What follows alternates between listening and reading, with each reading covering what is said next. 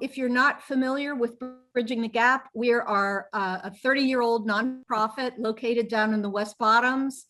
And we have worked for that 30 years on building environment, economy, and community through volunteer action. And we are unusual in the sense of having a very broad array of programs that sort of put boots on the ground with environmental action. So I'm going to give you a quick overview of our programs. Go ahead, Jennifer. And we'll resist the urge to talk about the urban heat island and move on to the next one. Well, I won't resist that. I think everybody here on the show, or on the show, in the audience will know what the urban heat island is, but it's going to be a very significant factor in climate change. And Kansas City already has a very strong heat island effect. And what that is the disparity between the temperature in the surrounding countryside and the temperature in the smoking hot center of the city on any given day. And in Kansas City, that's been measured at about 7 degrees, maybe even more than that. We have one of the more pronounced heat island effects, and I think we're the number 5 in the nation for that. So that's going nowhere but hotter. And so Bridging the Gap concerns itself with that and many other climate change problems. So let's go to the next slide, which shows our Heartland Tree Alliance program, which is probably our largest program. This was created in 2002, and it's become a very large program where we're now planting, I'm going to say, an average of maybe 3,000 trees per year. A lot of them for the city of Kansas City, Missouri, but also Liberty, Prairie Village, Westwood Fairway, etc. And we do this with the help of volunteers. And I would say that the most significant body of work that we've done in the past 2 years has been that we've initiated and led the development of the Urban Forest Master Plan for the city of Kansas City, Missouri.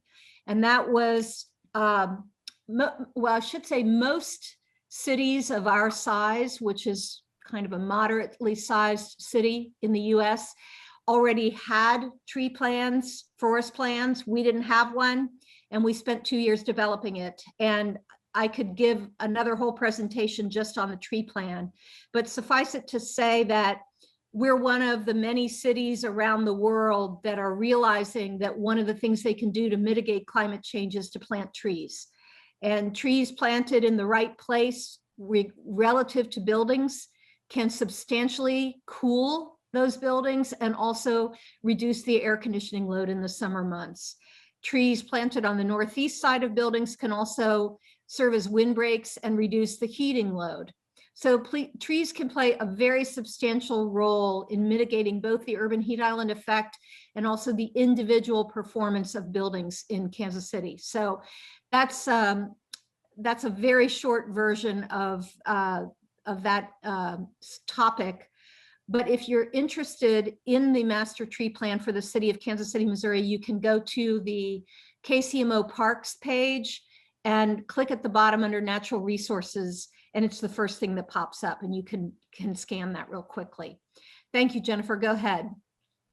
A second thing that we've done that for 30 years actually is to manage the recycling centers for the city of Kansas City, Missouri. There are 3 drop-off centers. The pandemic has nearly doubled the volume of material that's handled at these centers because of the amount of online shopping. And they're open for volunteer work most of the year, so 5 days a week. We would love to have you come out and help us manage the universe of cardboard that is coming through those centers, among other things. They're very important outreach points. We have 90,000 people per year come through those 3 centers looking for education about recycling and other environmental issues, and we love interfacing with the public there. Next slide, please. The next program that we have that you may or may not be familiar with is a Green Business Network, and we've had that going since 1998. It's somewhere around 35, 40 companies. And over the last couple of years, we've really focused on green teams as a kind of point of leverage. Environmental interest in businesses has a kind of fashionability to it. Sometimes it's really strong, sometimes it's fading as other kind of management things take over. But those green teams are what really keeps sustainable forward progress alive. And so if any of you are associated with a company, we'd love to have you in the Green Business Network. And Jennifer's going to talk a little bit more about that later, because one of their activities, really the most recent treasure hunt that they did with the EPA is going to be relevant tonight. We have a program called Kansas City Wildlands that is all about remnant lands in the greater Kansas City area. The word remnant means that they are true prairies. They've never been touched by plows or grazed upon. And there are lands even within Swope Park. There's Rocky Point Glade.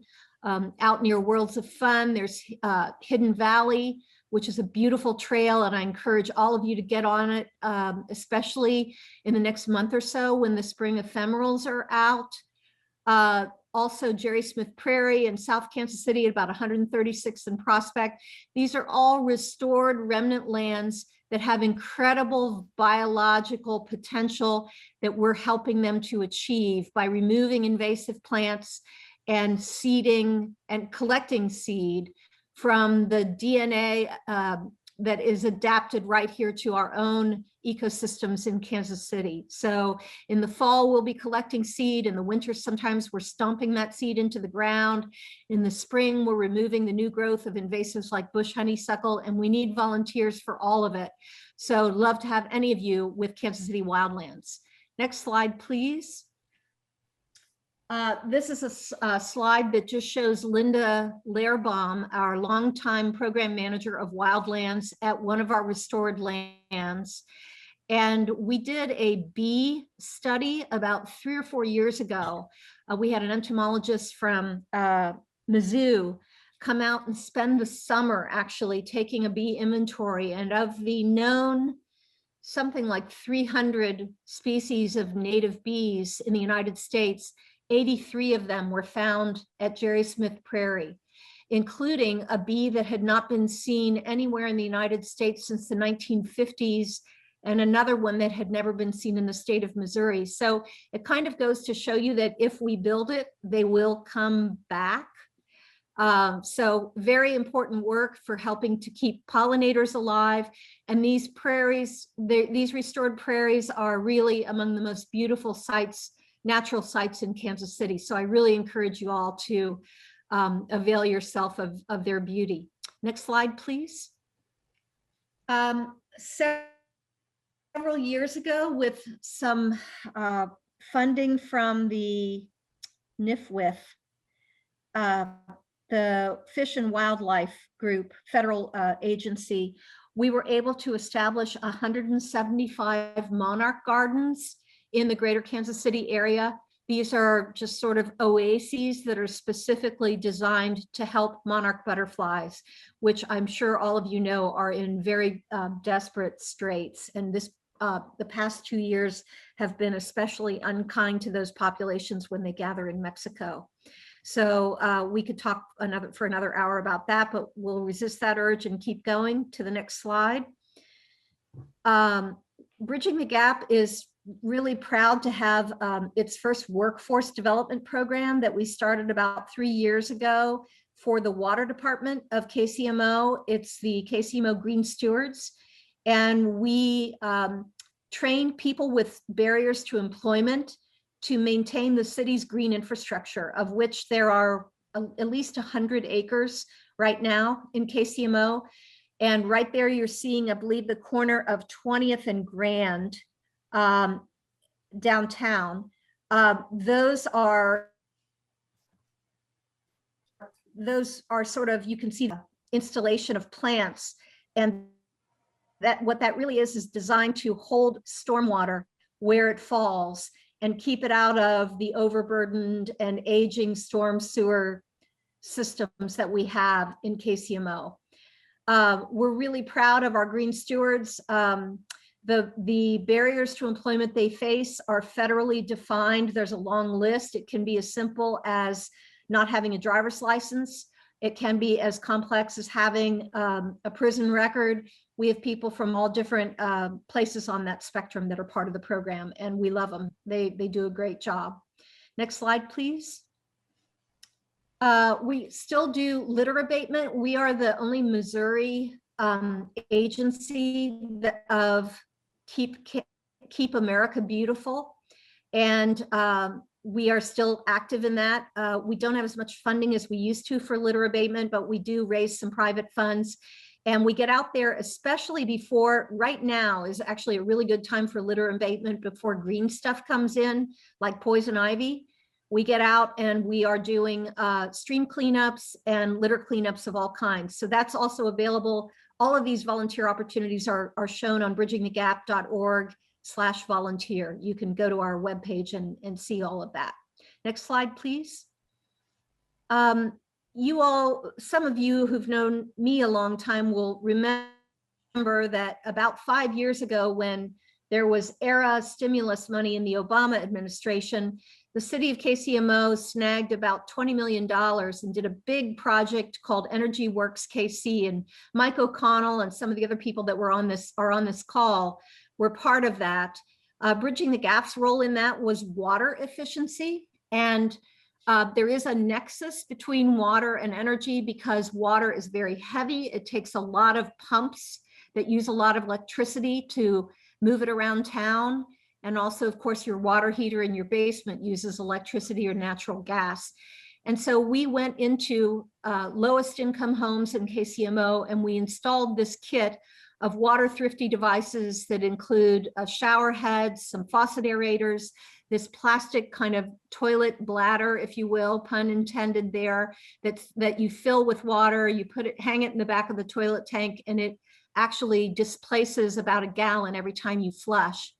And I'm pleased to say that about a year ago, we renewed this program, and we're now going into lowest incomes homes in Kansas City, Missouri, and installing not only this kit, but also some other things like a toilet flapper, that rubber thing that's in the back of the tank that kind of degrades over time. And we're also looking for larger water leaks that are creating a very heavy burden in low-income households with the water bills. So we're going to talk tonight about energy and water equity as really kind of the centerpiece of what we're working on.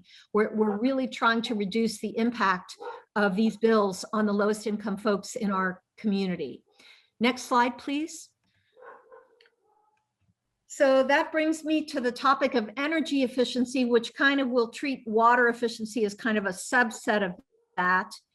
And I'm going to defer everything that I say tonight to Mike O'Connell, because he actually, when I was knee high to a grasshopper, I was at Mike O'Connell's knee learning about energy efficiency, and he knows way more than I do. And so I invite him to interrupt anytime I say something that's even slightly inaccurate. But let's dive right in, Jennifer, to the next slide. And I want to talk about energy efficiency as part of climate change. And actually, let's go back one slide, because if I show you this slide, you're going to get really interested in the economics of it. Let's go back 2 slides. Let's stay on this for a little bit. So I'm working on I'm actually been invited to contribute a chapter to a book on climate change. And my chapter is on the psychology of energy efficiency. And I'm kind of sweating bullets about this chapter. It's due, it's not absolutely sure, but around May 1st. And I've learned so much in the research that I've been doing about energy efficiency. And probably the most important thing that I have learned is it's a huge injustice issue in our country. So for the average US household, the burden of your utility bill is usually about 3% of your disposable household income. But for people of color, that figure starts at about 8%. In Kansas City, Missouri, in the highest quartile of users of energy, and that would be African American, the highest quartile of African American households in Kansas City, Missouri, the burden is about 16% of your household income going to your utility bills. And that's a combination of gas, electric, and water. In Memphis, Tennessee in 2016, for the highest quartile of African-American households, the figure was 25%, and I've heard as high as 30% of people's household income is absorbed by their utility bills. Now, part of the reason for that is because people of color tend to be strongly associated with low income households. They make less money, and so the utility bill as a percentage is just bigger. But that's not the only reason. There's actually another really important reason, which is that people of color are living in aging and inefficient housing stock, way more so than affluent people. Affluent people can afford to have their home insulated as it should be insulated. So not only is this a severe injustice from the standpoint of the burden that we're putting on people, but it's also a contributor to poor health in Kansas City, in those communities, because people are chronically cold in the winter and chronically hot in the summer.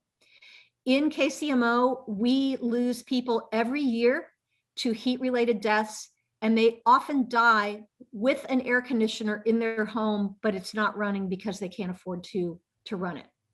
So the injustice of this, I know that I speak passionately about this tonight because I know many of you, and I know that you will share the feeling that I have about the injustice of it, and that it's something that we must do something about. And in my mind, we must do something about it at every level of government, at the city government level, at the state government level, and at the federal level. I want to tell you that in Kansas City, Missouri, one of the reasons that the utility bill burden is heavy is that in the urban core, we have a problem known as, dang it, am I going to be able to pull this up out of my brain?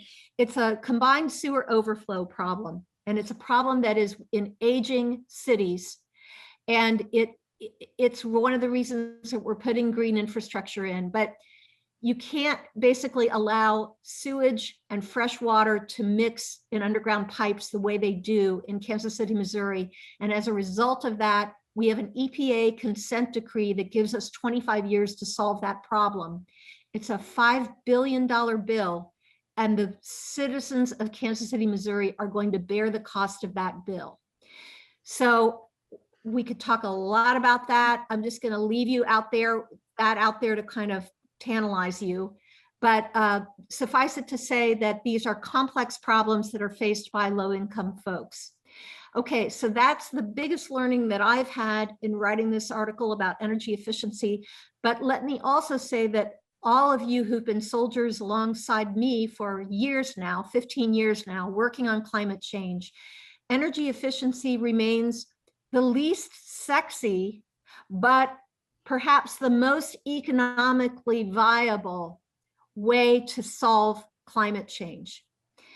If we look at residential energy efficiency, if we were to make households energy efficient to about the level of the 2012 building codes, we would solve about 5% of the climate change problem in America, okay? If commercial and industrial buildings were also more energy efficient, that number would go up to close to 15%. So energy efficiency is a big climate change solution, but it's tedious and not sexy, and you have to go in the basement and go in the attic to do it. And that's why I'm writing about the psychology of energy efficiency. So now, Jennifer, I'm going to ask you to go to the next slide, and I'm almost done here. So energy efficiency, above all, is cheap. It's cheaper than renewable energy. Now it's about 4 cents per kilowatt hour. To put renewable wind in, and it's still about 3% to do energy efficiency per kilowatt hour. 3 cents, excuse me, 3 cents versus 4 cents. Sorry about that. So in other words, it's cheap. and it's cheaper than renewable energy. It's also an incredibly great investment for the United States. One of my quotations is about a study that was done back in 2012 that showed that if we had spent $229 billion in the US in energy efficiency, at that point, we would have saved $395 billion throughout our economy in the cost of inefficiency and the cost of energy. So there are many other side benefits to energy efficiency. One of them is that our citizens are healthier when we are more energy efficient, because we then have to burn less coal, which is still a very primary way that we generate electricity in the United States, and certainly do right here in Kansas City. So when we become more efficient, we also end up with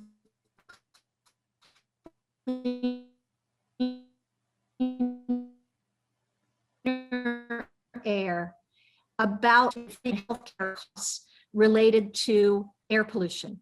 And my guru on that, and I encourage you to look him up, is a guy named Dr. Jonathan Levy at Boston University. And he is the professor of environmental health. He's done all kinds of work documenting this, and also documenting that, once again, the poor and the people of color are taking an undue burden in air pollution in our country related to the use of coal-fired power plants. So there's a lot more to where that all came from, but the payback of energy efficiency is better than the stock market.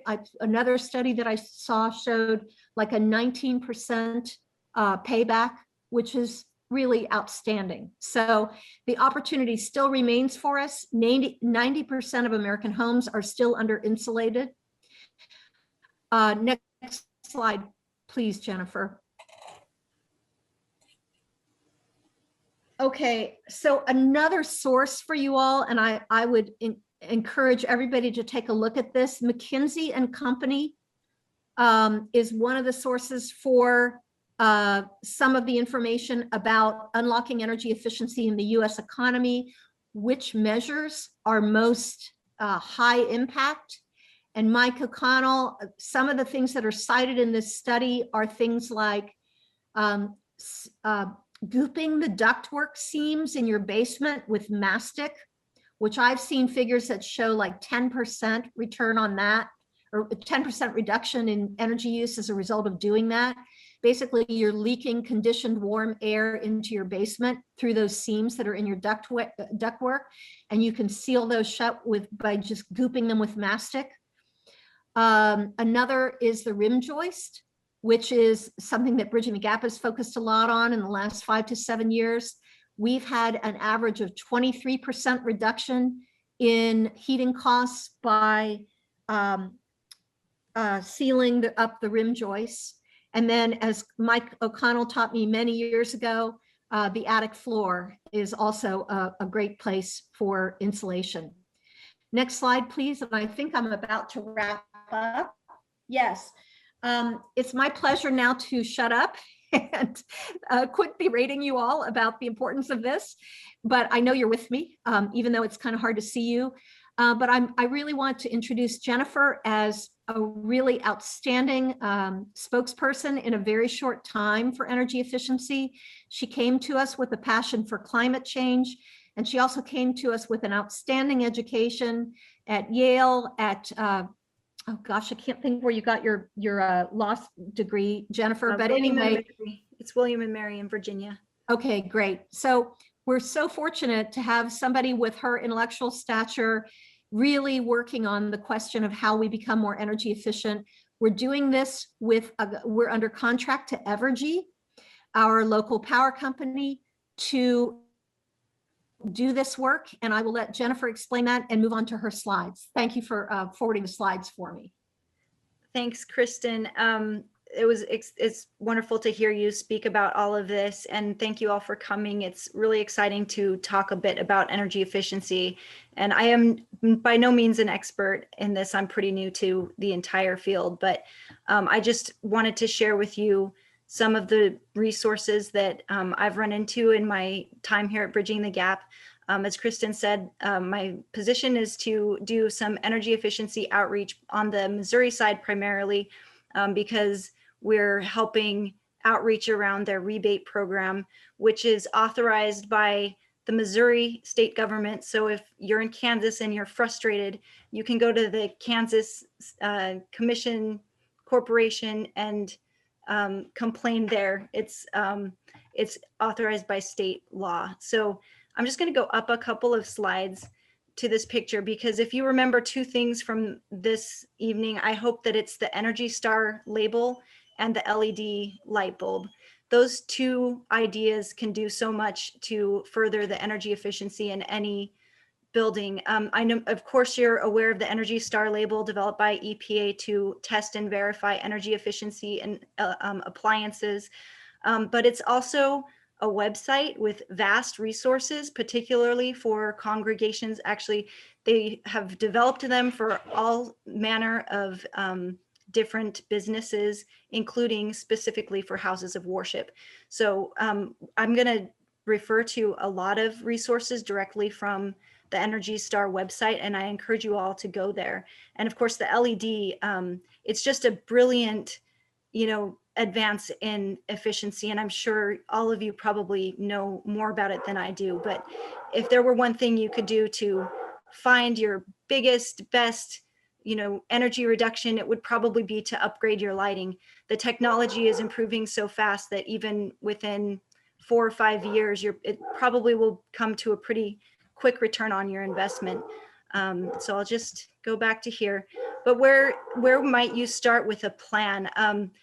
The thing that I love about what Energy Star EPA has done here is they've created this graphic.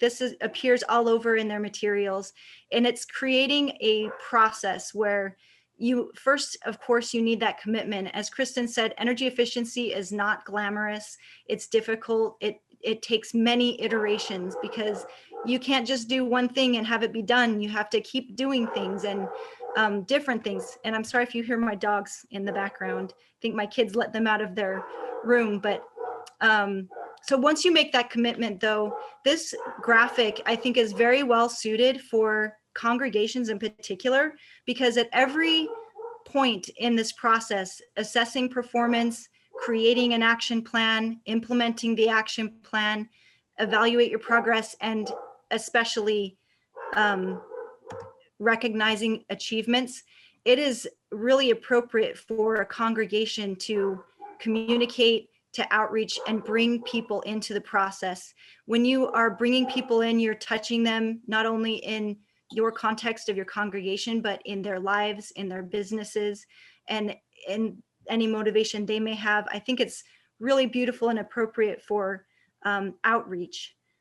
And I wanted to bring this group to your attention. I would encourage you to go to their website. It's the Michigan Interfaith Power and Light. They have a group of congregations working together, and they've created all sorts of programs that they've gotten a lot of grant money and other assistance, and I'm sure their state governments are different, but they are inspiring. They find ways to pay money to congregations that need it, pay money to church members that need it. They do very good work, and it's kind of catching, and I would just think it's a fun thing for you guys to see. You manage your own house, your own efficiency, you outreach to your own members, but there's also opportunity to outreach to other congregations. Are there congregations across the state line that could use assistance in finding these energy savings, which, as Kristin mentioned, are so valuable financially to businesses? So Energy Star, the other thing that I love about what the EPA has done specifically for churches in all of their Energy Star materials is they really focus on helping you find the low and the no cost actions that are going to find you the maximum benefit. So they say an average energy savings of 30% or more achievable in worship facilities with no cost actions, strategic investment, and smart operations and maintenance.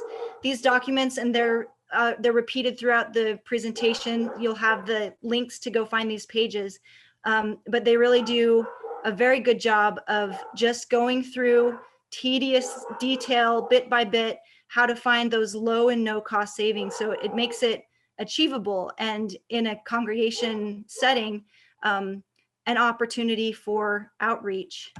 And this is where I'd like to point you to the Green Business Network. Leslie Barland, our Green Business Network program manager, brought in from the EPA a speaker to talk about the treasure hunt. They have created, what they do is they go out into the community and they work very closely with whatever sector they're doing. This is one for worship facilities specifically, but they make treasure hunts for all sorts of businesses. If you go to the Energy Star website, you could find it for a number of sectors. But of course, we're pointing out the worship facilities. And what it does is it creates a path for you to take a group of people and maybe do a team building exercise. You go through your facility, you can break out into groups, and then you each go out and find what you can find, of course, with the guidance that they've outlined in this particular document is, I think, about 8 pages. So it's not so big that it's overwhelming, but it gives you a definite guideline and a structure to a potential event that would be just a way to go out and gather information on your facilities. The Green Business Network, I will say, Kristin mentioned the stormwater issues that Kansas City, Missouri is having. I believe Green Business Network is doing an upcoming webinar on that issue as well. So if you're interested, I think it's in early May, maybe May 4th. You could check out the website. I think you could join as a member or as a non-member of the Green Business Network. They have all sorts of just interesting events to attend. This is the first step on your treasure hunt from the EPA. It's called facility management and benchmarking. Benchmarking is just gathering your energy use data and collecting it, basically. I wanted to point it out to you because it's the first step in the process: assess and performance and set goals. But it's also a link to the Portfolio Manager website, which is a free tool which you can use to download your energy use data and create free reports. I have more on this coming. But why would you want to gather information about the energy that you're using? If you're going to do any sort of efficiency projects, it's nice to know where you started. That would give you an opportunity to measure any changes in your energy use as you go. It identifies savings opportunities. If you see the usage over months suddenly changing, you might know you have a machine, like an HVAC issue needing maintenance. Also, I included this graph. I'm sure a number of you are solar users. If you see your spike, you can figure out which appliance that was, and is that operating the way it ought to? Is that just your clothes dryer, and is that as good as it gets, or can you do something better with that machine? So it's a way of seeing what's going on in your space and assessing whether or not you can improve that.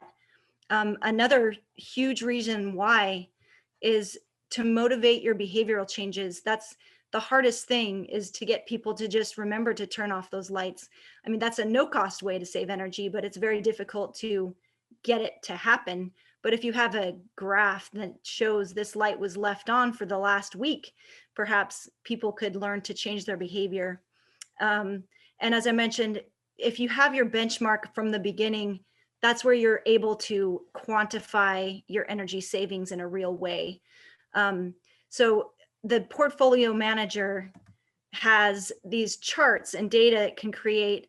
They have all sorts of training and webinars where you can learn how to enter, how to set up yourself in the tool, how to create reports in the tool.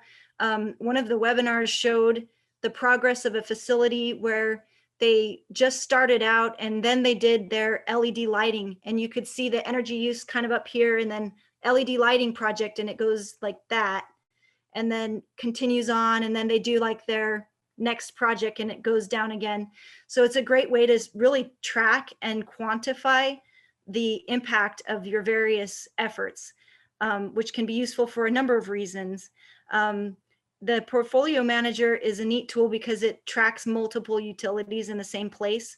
It generates various reports, weather normalized performance, so it will kind of kick out the very hottest and the very coldest days to give you an average comparison. It compares you to your similar building type. So if you were to enter as a worship facility, you could compare yourself to worship facilities of a similar size and know comparatively how are we doing. If you know you're not doing so great, you know you have a lot of opportunity to improve.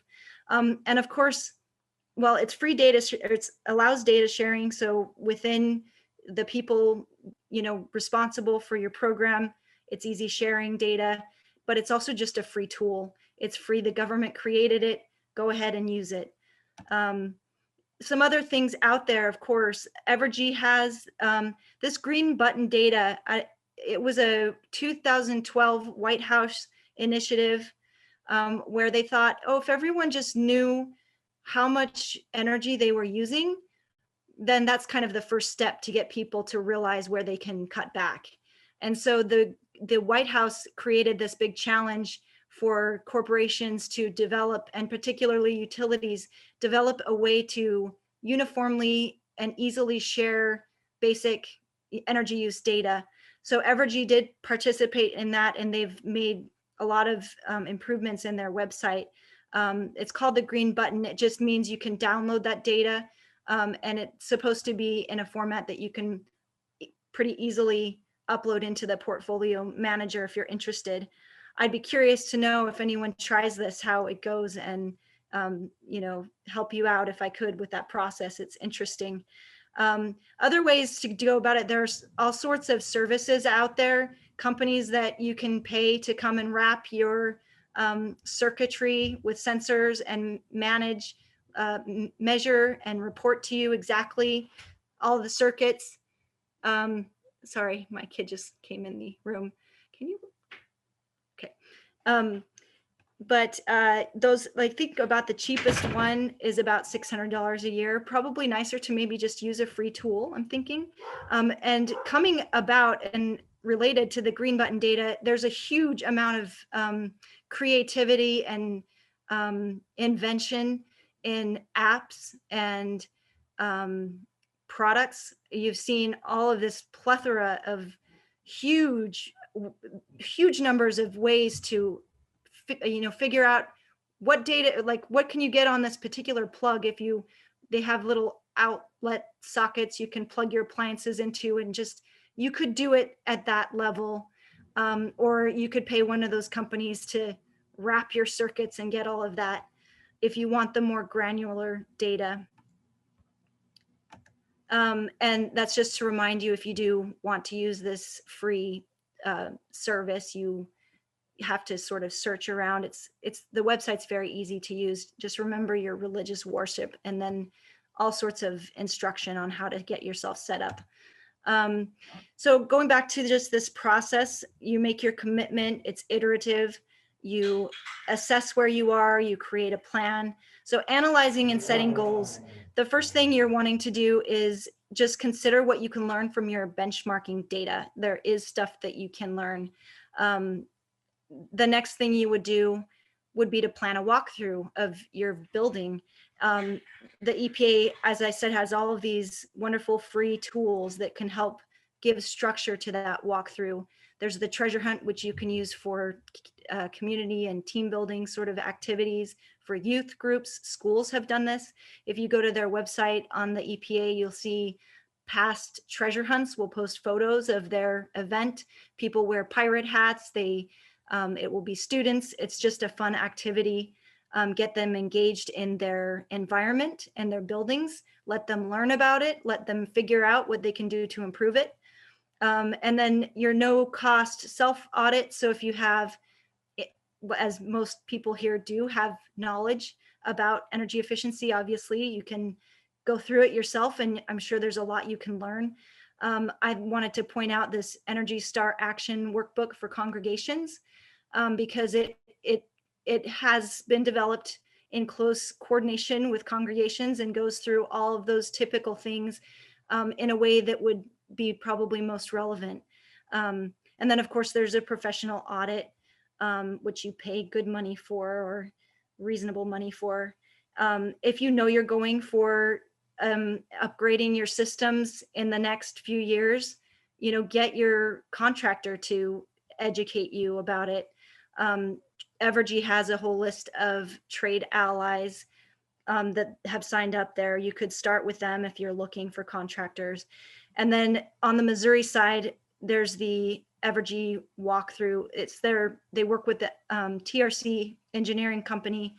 When you're ready to get into a project, you can invite them in, and they will look at what you've got and make some suggestions.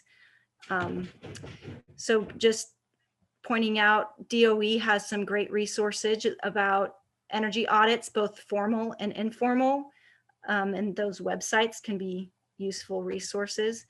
And then of course the EPA resources, I wanted to make sure you had some websites for those. The treasure map is shorter. There's a couple of documents related. They have some like checklists and things. And then of course the action workbook for congregations. And Evergy does have some, with the green button, they have some ability to do some analyzing.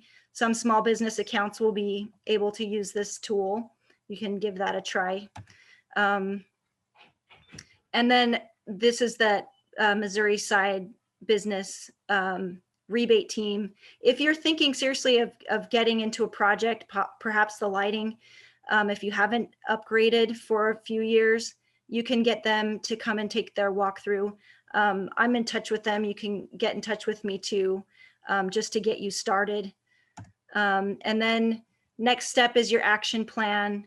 I wrote this down as like your basic, most expensive energy cost in any building but churches is going to be your HVAC system. And that's at the bottom of like, yeah, it's a higher cost project. You're going to probably have to plan in advance to get that project going. But you can look into getting a retro commissioning study, which will, usually they're designed to pay back pretty quickly. So it's usually worth doing it if you haven't done it in a few years. You can think about it. The lighting, as I've mentioned, is the technology is just so much more efficient, and the quality of the LED lighting is, you can use fewer actual lights because they can be brighter. You can make them warmer or cooler. You can fit the lighting more to the space that you need to. It's going to be less expensive than your HVAC. Just think about all of the opportunity and all of these areas. With number 3, reduce your base loads. This is the iterative process. You have your weatherization, which I know we have some experts out there on all of those issues. Your basic understanding of all of your power cords and all of your appliances. Anytime you're up for replacement, you're just focusing on making sure you get your Energy Star or get the best you can get, and behavioral changes. But the idea is you iterate, you start lower cost, you gather your energy savings, and then you go ahead working for higher cost projects. And like Kristin mentioned, just don't forget about water efficiency, because it's not just water waste, it's energy waste. Having clean water brought to you is very energy intensive, and anytime you're saving your water, you're conserving energy. And this is just some thoughts on, reminding you that these EPA web resources have such an emphasis on the low and no cost fixes. If you can get your benchmarking in order, you can use that to help pad your budget, so to speak. If you can document energy savings of a certain amount, then you can have more of a strong justification for continuing on with that process.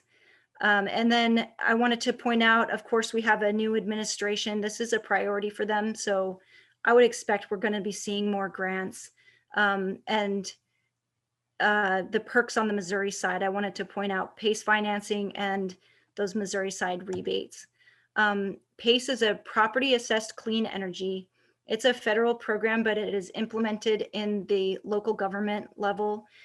This showmepace.org is like the administrator of the program in the Missouri, in our district in Missouri.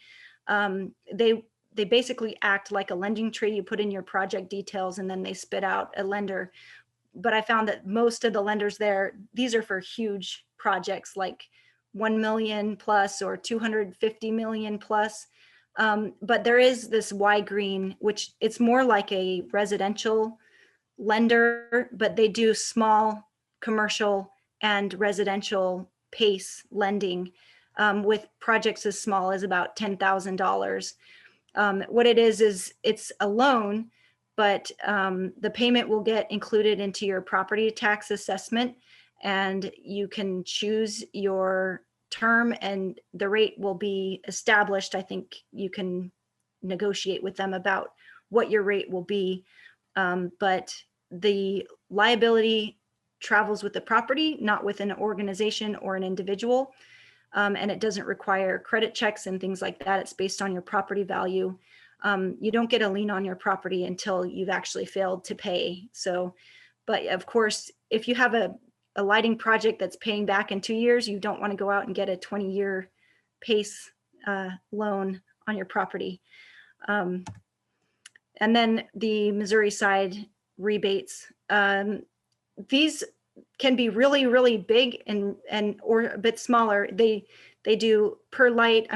You probably know some about them. This is, of course, just on the Missouri side. You don't need any sort of pre-approval if you're doing projects under $10,000. On the non-custom projects, custom, maybe even new building can be eligible for custom. This is just an example of the interior lighting. There are pages of standard and of standard rebates available for various projects, including HVAC and others, just to show you it's there. And in Missouri in 2020, houses of worship, they had about 48 projects. They saved a lot of kilowatt hours, and the incentives will be bigger if your projects are impacting during that peak demand period. And they've paid out some good money to some churches. So let's keep that going. This is just the final step. You implement your project and then make sure to go back to your benchmarking data and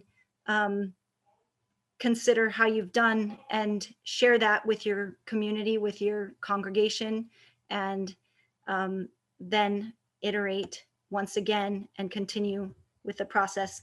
I just love the process. I think it is a very tedious type of work. You have to keep doing it, but it can be very community building and engaging.